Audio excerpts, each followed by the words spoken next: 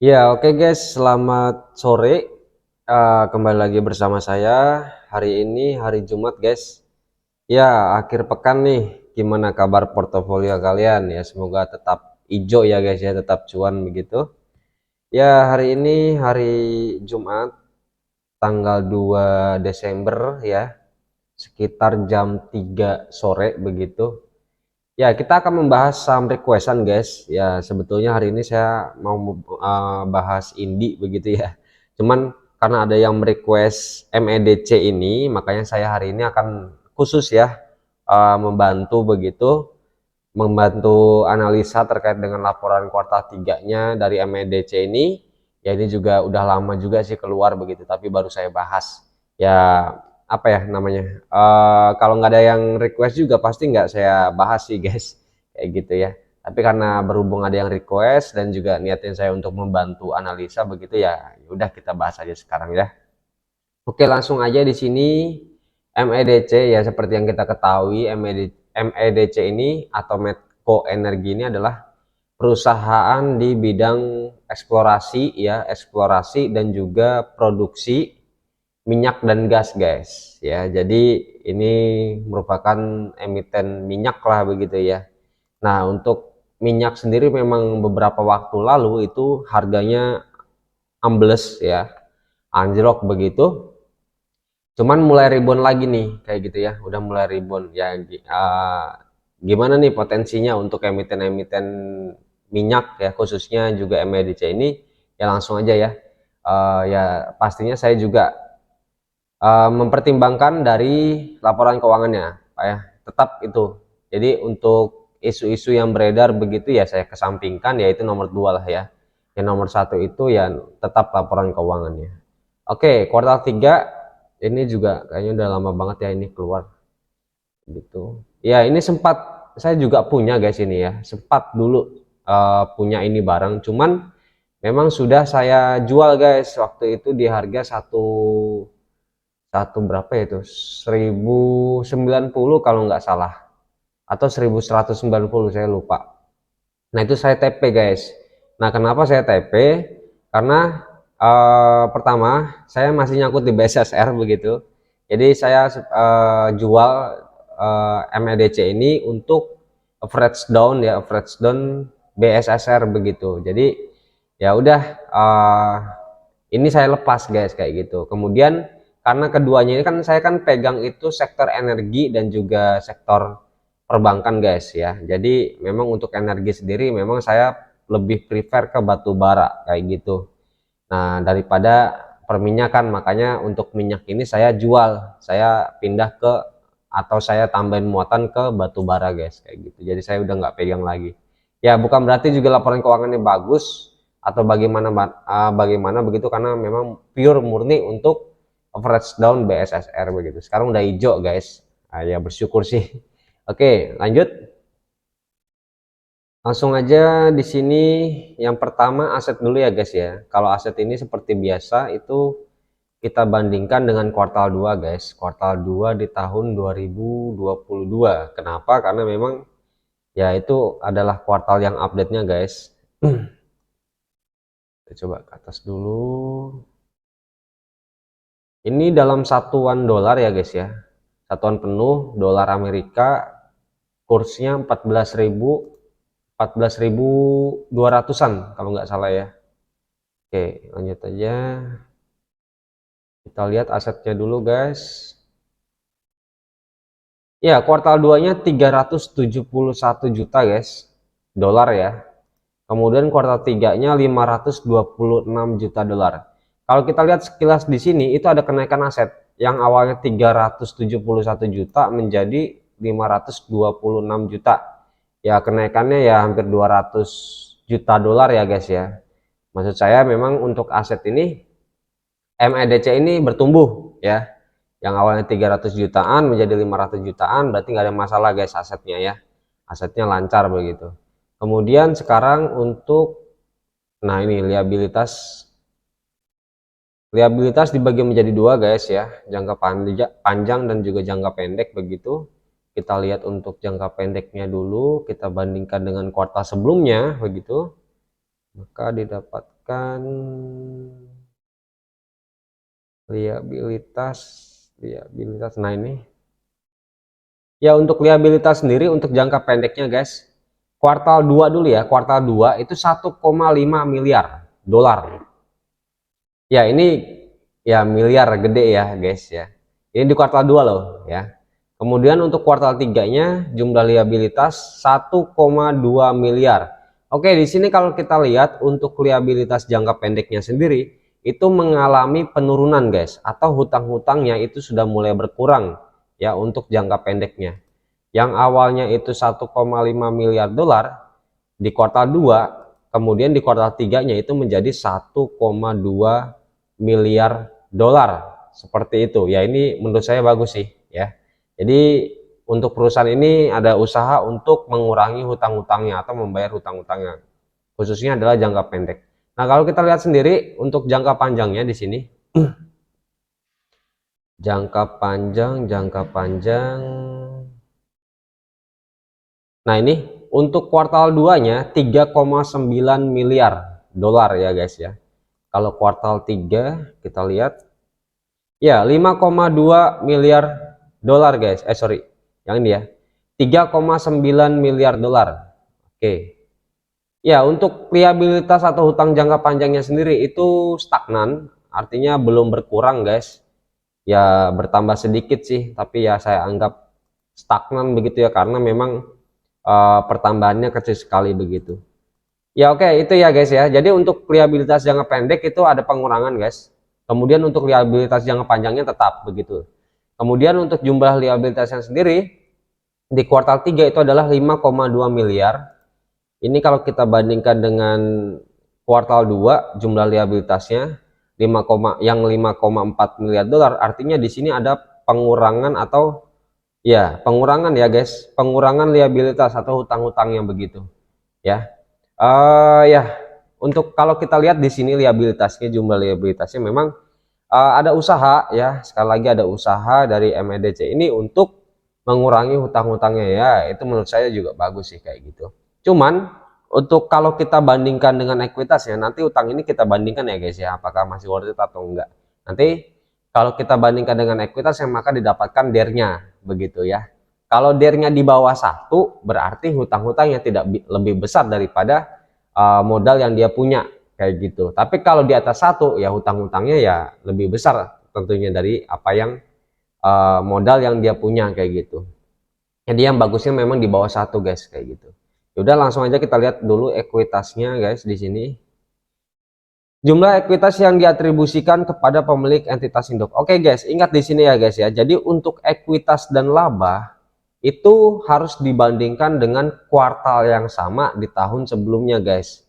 Ya, jadi jangan kalian bandingkan dengan kuartal sebelumnya di tahun ini kayak gitu loh ya. Jadi kalau semisal ini kan kuartal 3 2022, berarti kalian bandingkan ekuitas dan juga labanya itu dengan kuartal 3 di tahun 2021 seperti itu. Kenapa? Karena sekali lagi ya geopolitiknya sama, musimnya sama seperti itu loh ya, dan juga di bulan yang sama seperti itu ya. Jadi kalian harus bandingkan dengan kuartal 3 ya, kuartal yang sama di tahun sebelumnya seperti itu guys ya. Oke, kita bandingkan aja dengan kuartal 3 tahun 2021 guys. Di sini untuk ekuitas dulu. Sorry guys, lemot.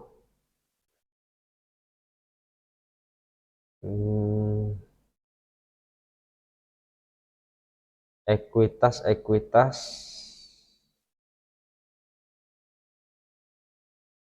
Ya, ini ya guys ya. Oke, untuk kuartal 3 2021 itu sebesar 1 miliar dolar jumlah ekuitasnya ya. 1 miliar dolar ya, ini gede banget sih ya untuk ekuitas di kuartal 3 2021. Kemudian kalau untuk kuartal 3 2022 di sini 1,4 miliar dolar. Artinya di sini dari segi ekuitas secara years on years itu mengalami pertumbuhan guys ya. Ini mengalami pertumbuhan ya. Artinya apa ya, perusahaan ini memang terus berkembang, terus bertumbuh kayak gitu ekuitasnya atau modalnya begitu ya. Kalau modalnya terus bertumbuh, berarti kecenderungan dia untuk menerima laba yang lebih gedenya lagi itu harusnya bisa, guys. Kenapa? Karena modalnya kan bertambah lagi, guys, bertambah banyak seperti itu, guys, ya. Nah, itu, guys. Jadi pentingnya ekuitas ya biar dia bisa ekspansi lebih daripada tahun sebelumnya. Seperti itu, guys, ya. Jadi menurut saya untuk ekuitasnya sendiri itu bagus. Kayak gitu karena mengalami pertumbuhan. Yang awalnya itu adalah 1 miliar dolar itu menjadi 1,4 miliar dolar. Nah, dari ekuitas dan juga liabilitas ini ya guys ya, kita bisa menghitung DER-nya ya, debt to equity ratio begitu, untuk mengukur indikator hutang terhadap ekuitasnya. Oke, langsung aja kita hitung guys. Liabilitas sendiri itu adalah 5,2 guys. Ya, kita bulatkan seperti ini aja ya biar gampang hitungnya. Dibagi dengan ekuitasnya itu tadi 1,4 ya. Ini dia. 1,4. Oke, lumayan gede. Lebih gede daripada ABMM. Kalau kemarin ABMM itu berada di kisaran rasionya itu 2,6.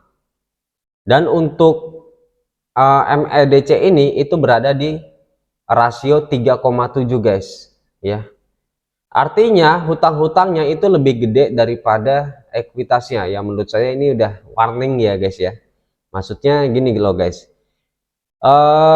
Ya diharapkan memang kita mencari emiten itu yang low ya low hutang gitu ya. Apa namanya?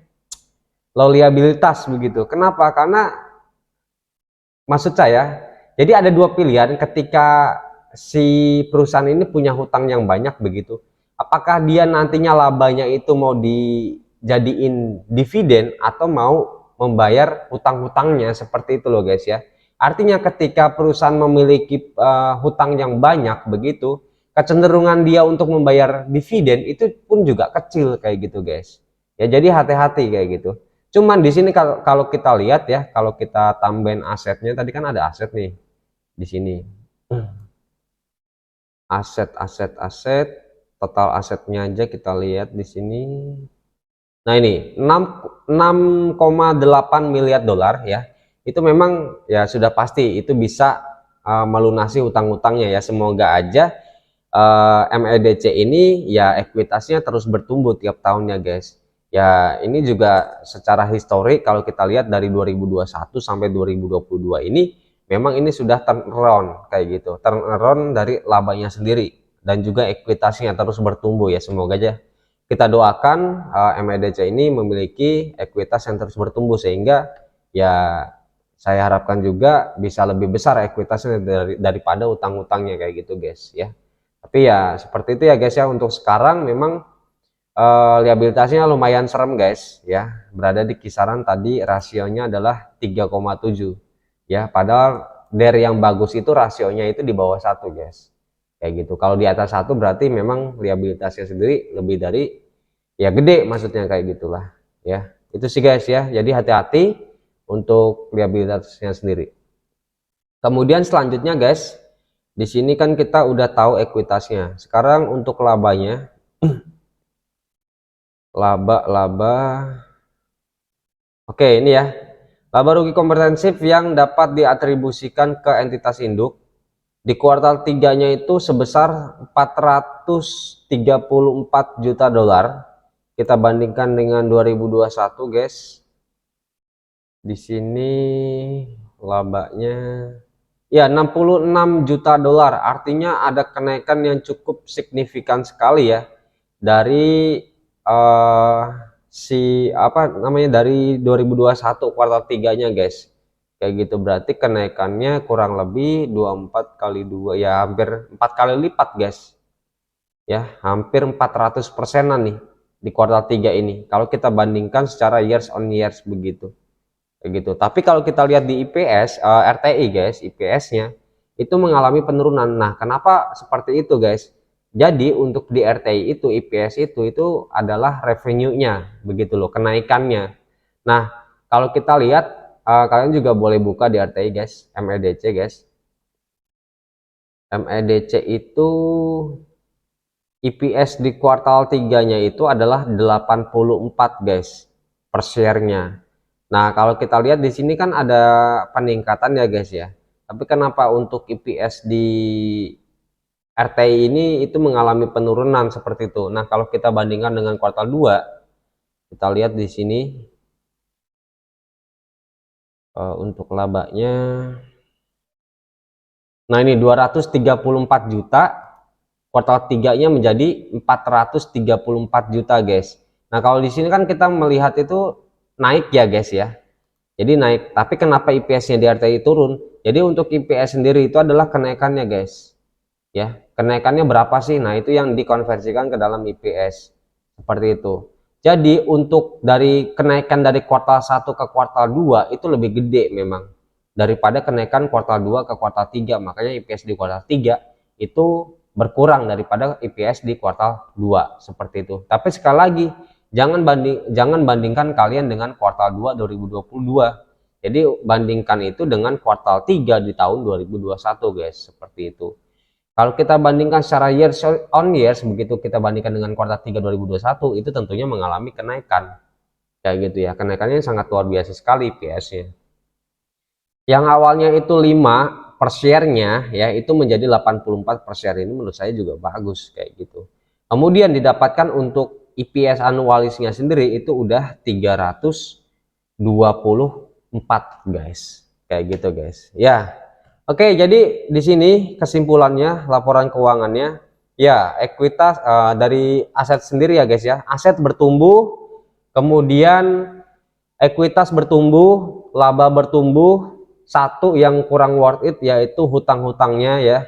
Untuk rasio daringnya sendiri itu lebih dari ekuitasnya kayak gitu, atau ya agak kebanyakan hutangnya seperti itu. Tapi ya ini saya bukan holdernya begitu, tapi ya tetap saya doakan semoga perusahaan ini juga terus bertumbuh ekuitasnya sehingga memiliki rasio yang ya kalau bisa di bawah 1 seperti itu. Tapi untuk sekarang memang belum worth it utang-utangnya kayak gitu. Dan ya apa keputusannya sekarang? Kalau menurut saya ya ini kan cuman satu tadi hutang ya yang kurang worth it. Kalian harus lihat juga nanti di kuartal 4-nya. Kalau hutangnya cenderung berkurang ya guys ya, cenderung berkurang dari kuartal 3 ini, ya kalau menurut saya ya hold aja. Kenapa? Karena memang ada usaha perusahaan untuk mengelola hutang-hutangnya atau membayar hutang-hutangnya seperti itu guys. Ya, itu sih guys. Tapi dengan catatan ekuitasnya juga harus bertumbuh. Ya, ekuitas dan labanya juga harus bertumbuh. Seperti itu guys ya. Itu sih guys ya dari laporan keuangannya MEDC ini. Seperti itu. Kemudian dari rasio-rasio kita lihat di sini. Kita lihat di Stockbit. Pernya 3,29. Ya menurut saya ini pernya murah. Ya, ini worth it. Per segini worth it guys ya. Karena per yang murah itu di bawah 5 guys. Jadi usahakan kalian beli saham itu yang pernya di bawah 5. Kalau kalian hanya lihat dari pernya aja kayak gitu. Kemudian PBV 1,24 juga murah guys. Kemudian untuk ROE sendiri 27%. ROE, tapi itu TTM ya guys ya, TTM. Kalau ROE-nya anualisnya itu 36% guys. Ya, 36%. Di atas ROE yang bagus itu di atas 30% guys. Ya. Jadi kalau ROE-nya udah 36%, menurut saya itu udah istimewa sekali kayak gitu. Jadi untuk rasionya sendiri nggak ada masalah, per murah, PBV murah, ROE gede kayak gitu ya. Ya jadi perusahaan ini memang ya bagus, tapi ya nggak wow banget karena tadi hutang-hutangnya cenderung gede juga ya darinya begitu. Tapi juga nggak jelek juga guys. Kenapa? Karena kalau kita lihat di sini ekuitasnya bertumbuh, labanya juga bertumbuh kayak gitu. Nah, kemudian selanjutnya yang terakhir adalah penentuan dividen kayak gitu kan. Nah, kalau kita lihat datanya di RTI untuk tutup buku tahun 2021 itu DPR-nya itu yang dia bagikan lumayan gede guys. 74% kayak gitu. Dan kemarin untuk di tahun 2022 ini dia bagiin interim itu sebesar 4% kayak gitu. Ya kalau kita seandainya samakan saja dengan DPR tahun lalu ya semoga sama ya guys ya DPR-nya begitu. Ya saya doakan juga sama, kalau sama ya worth it atau enggak ya kita hitung aja sama-sama kayak gitu. Oke, dia kan udah bagiin 4% guys. Jadi tinggal 70%. Kayak gitu ya, 70% dari IPS-nya. Ya kita hitung aja semua dulu ya guys ya. IPS anualisnya berapa? 324 ya guys ya. 324 dikali dengan 74% dulu guys. Ini kita samakan ya asumsinya dengan tahun lalu begitu. Berarti dapat ini dibagi 100. Oke, 239 ya. 239 dikurangin dengan 14,88 guys. Karena dia udah bagiin interim 4%. Berarti 14,88. Oke, dapat 224,88. Kalau seandainya dia bagiin dividen ya berdasarkan tutup buku tahun 2022 ini ya. Kalau secara historis sih dia bagiin dividennya itu di bulan Agustus tahun depan guys. Berarti kayak gitu. Jadi ini adalah potensi ya, kemungkinan kalau dia bagiin DPR keseluruhannya totalnya adalah 74%. Ya asumsinya ini sama dengan DPR tahun lalu. Seperti itu ya. Nah, untuk dividen yang segini di harganya yang sekarang berapa sih harganya? Ya, menurut saya sih worth it sih. Coba kita hitung aja ya, dividen yieldnya dapat berapa? 10,80.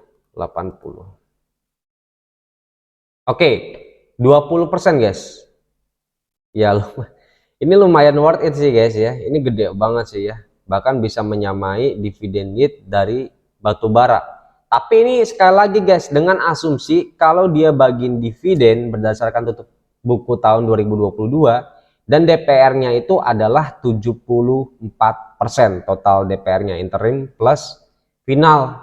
Kayak gitu. Interimnya kan dia udah bagiin 4% guys, tinggal 70%. Ya, kalau kalian nggak dapat nyerok sebelum interim tahun ini ya, kemudian kalian nyerok di harganya sekarang mengharap dividen finalnya, berarti kalian dapat 20% dividen yieldnya ya. Sekali lagi dengan asumsi dia bagiin minimal 70% untuk DPR di tahun depan. Tapi kan kita sendiri ya itu kan kebijakan perusahaan ya guys ya, artinya kita pemegang saham ya ikut keputusannya begitu ya. Tapi saya doakan ya ini kalau 70% ya worth it sih menurut saya kayak gitu. Itu sih guys ya. Nah kalau seandainya dia minimal nggak usah muluk-muluk bagian 50%, apakah masih worth it atau enggak ya kita hitung aja. Oke, 50% dikalikan dengan potensi PS 324 guys.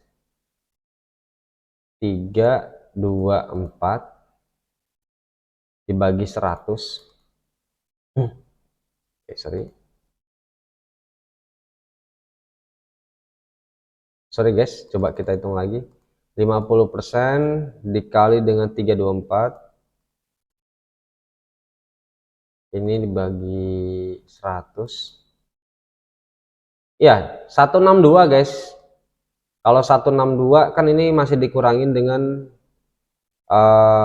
interimnya 4% ya, 4%, sorry 14,88 ya, 14 aja lah ya.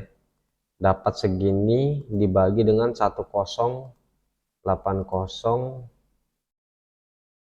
1080 dapat ya 13,7%. Ya menurut saya sih masih worth it harganya kalau dia minimal bagiin 50% kayak gitu ya. Bagian 50% itu masih worth it. Kenapa? Karena kalian bisa dapat dividen yield sebesar 13,7%.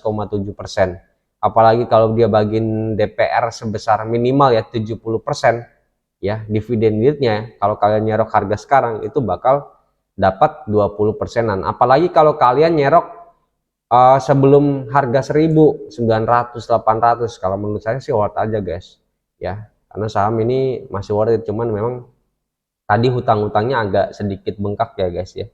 Tapi kita pantau aja nanti di kuartal 4-nya seperti apa kayak gitu. Itu sih guys ya. Ya guys, jadi untuk perusahaan minyak memang ada plus minusnya ya guys ya. Jadi plusnya itu ya minyak ya itu punya organisasi OPEC atau negara-negara yang mengendalikan atau mengatur harga minyak, guys, kayak gitu. Jadi ini diisi oleh negara-negara penghasil minyak tentunya kayak Saudi, Amerika, kayak gitu.